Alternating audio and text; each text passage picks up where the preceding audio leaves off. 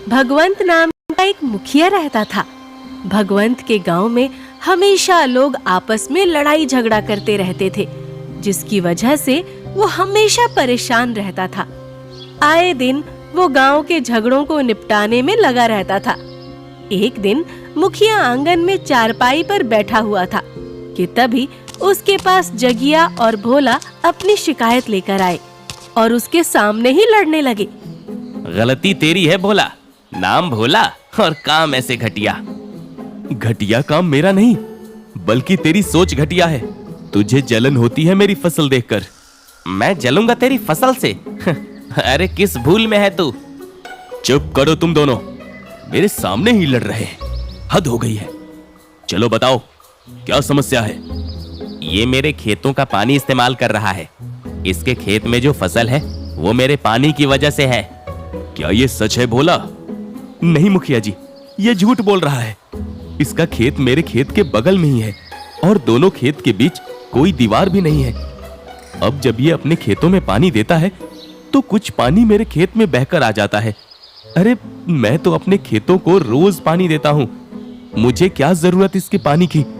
अगर इसे दिक्कत है तो ये लगा लेना दीवार बीच में। मैं क्यों दीवार लगाऊं? दीवार में लगवाऊंगा तो वो दीवार एक तरफ से तेरी भी तो हो जाएगी ना। मुखिया दोनों की बेतुकी बातें सुनकर अपना सिर पकड़ लेता है। बस करो तुम दोनों। अरे ये भी कोई शिकायत है? अरे जगिया, जब वो अपने खेतों में पानी दे रहा है तो वो क्यों तुम्हारा पानी लेगा? हाँ, अगर तुमको परेशानी है तो इंतजाम तुम करो। मुखिया दोनों को बहुत समझाता है, पर जगिया सुनने को राजी नहीं होता और दोनों बिना फैसले के ही वहाँ से झगड़ते हुए चले जाते हैं। मुखिया होना कितना मुश्किल है।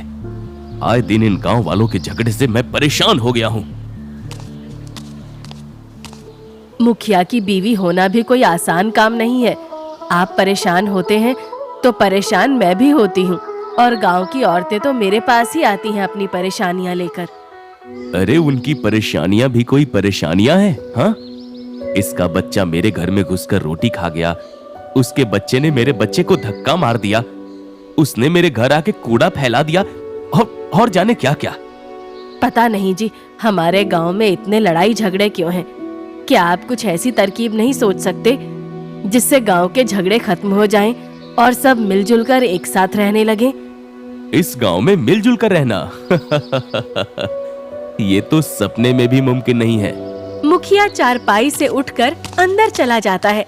अगली सुबह गंगा मंदिर जाती है और भगवान के आगे प्रार्थना करती है।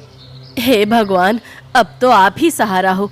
देखो ना, आपके इस छोटे से गांव में सब कैसे एक दूसरे की जान के दुश्मन बने हुए हैं। आप कुछ करो भगवान, जिससे सब एक हो सकें।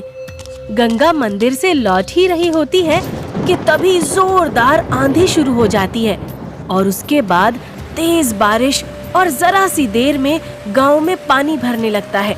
हे भगवान, मेरा तो पूरा आंगन ही डूब गया, पूरी चारपाई डूब गई।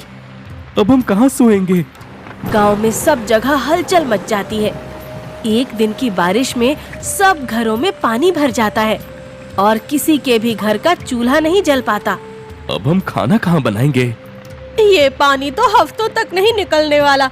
मैं तो कहती हूँ अभी मुखिया जी के पास चलो और वही इसका हल ढूंढेंगे। लता और भोला मुखिया के पास जा ही रहे होते हैं कि तभी पड़ोस की शांता उनको देखकर बोल पड़ती है। अरे इतनी बाढ़ में कहाँ चले तोता मैना घूमने? बस करो शांता, इस मुसीबत में भी तुम ताने मारना मत छोड़ना। मैं और मेरे पति मुखिया जी के पास जा रहे हैं ताकि वो कोई हल निकाल सके। सब कुछ पानी में डूब गया है और ऐसे में हम खाना कहाँ बनाएं? हाँ, वैसे ये तो तुमने सही कहा। एक काम करती हूँ, मैं भी साथ चलती हूँ। मेरा भी पूरा चूल्हा पानी में डूब गया है। उनको देख गांव के सभी लोग मुखिया के घर चल पड़ते हैं। हैरानी की बात ये होती है कि पूरा गांव पानी में डूब चुका होता है, पर मुखिया के घर में 1 इंच भी पानी नहीं भरा होता। ये देखकर सब बड़े हैरान होते हैं और मुखिया से बोलते हैं, अरे मुखिया जी, आपके घर में तो 1 बूंद भी पानी नहीं भरा और हमारे घरों के चूल्हे तो बारिश में ही बह गए हैं। घुटनों तक पानी आ रहा है बताओ ऐसे में हम कहाँ सोएं और कहाँ पकाएं? बच्चे भूख से बिलख रहे हैं। मुखिया गांव वालों को इतनी बड़ी परेशानी में देखकर बड़ा परेशान होता है, पर उसे इस समस्या का कोई हल नहीं दिख रहा होता। इतने में मुखिया की बीवी बोलती है, मेरे पास एक बड़ा अच्छा सुझाव है और इसके अलावा हमारे पास कोई दूसरा हल भी नहीं। इसलिए मेरी बात ध्यान से सुनो और समझने की कोशिश करो। देखो, जब तक गांव का पानी सूख नहीं जाता और सबके चूल्हे फिर से नहीं जलते, तब तक हम सब मिलकर गांव की एक रसोई चलाएंगे और एक जगह रहेंगे। एक रसोई?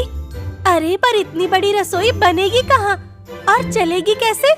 हमारे घर के पीछे कितनी खाली जगह है, वहीं बनेगी पूरे गांव की एक रसोई, जिसमें पूरे गांव का एक जगह खाना बनेगा। जिसके घर में जितना भी अनाज है वो यहाँ रख दो ताकि वो सुरक्षित रहे। और हम औरतें रसोई चलाएंगी तो ये मर्द क्या करेंगे? आखिर मैं क्यों फालतू में किसी के मर्द को बैठे बिठाए पकाकर खिलाऊं? कोई खाली नहीं रहेगा। अगर औरतें खाना बनाएंगी तो मर्द बर्तन मांजेंगे और बाकी कामों में भी तुम्हारी पूरी मदद करेंगे। वो तो ठीक है, पर पूरे गांव का खाना बनाने के लिए हमें बड़े बर्तनों की जरूरत होगी। वो कहाँ से आएंगे? अरे वो मैं ले आऊंगा। मेरा तो हलवाई का काम है, तो मेरे पास काफी बड़े बड़े बर्तन हैं। चलो, ये समस्या भी हल हो गई। अब सब अपने अपने घर जाकर सामान ले आओ और पीछे आंगन में अपनी रसोई बना लो। मुखिया गंगा के फैसले से बड़ा खुश होता है, पर गांव के काफी लोग इससे नाखुश होते हैं। पर इस फैसले को मानने के अलावा उनके पास कोई दूसरा रास्ता भी नहीं होता।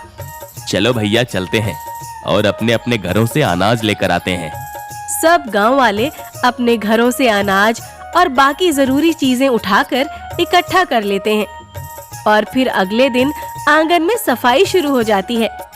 औरतें झाड़ू लगा रही होती हैं, सब बच्चे साथ खेल रहे होते हैं और कुछ मर्द चूल्हा बनाने में लग गए होते हैं।